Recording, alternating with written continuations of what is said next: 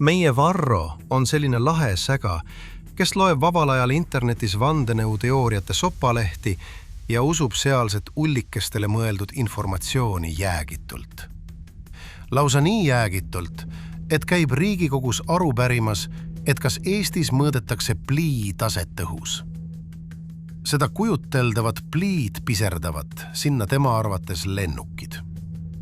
Selleks, et rahvast kontrolli all hoida ja kliimamuutust tekitada. Reaalsuses aga toimuvad ikka valitsuste vastased meeleavaldused Gruusias, Serbias ja USAs. Ja tulevane talv pidi väga külm tulema. Siin tekibki küsimus, et kes sellise muinasjutu maailmas elava Varro sinna Riigikokku valis. Ning kas globalistidest ja liberastidest koosnevad mürgitajate grupeeringud peaksid mürgitootjat vahetama. Sellepärast, et see mürk ei toimi kohe kuidagi. Sest igas USA suuremas linnas toimuvad juba Trumpi vastased meeleavaldused.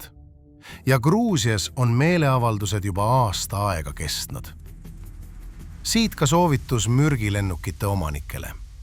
Piserdage tihedamalt, tihedamini ja tugevama mürgiga, sest teie praegune lahja lurr ei toimi. Rahvas on väga ulakaks läinud.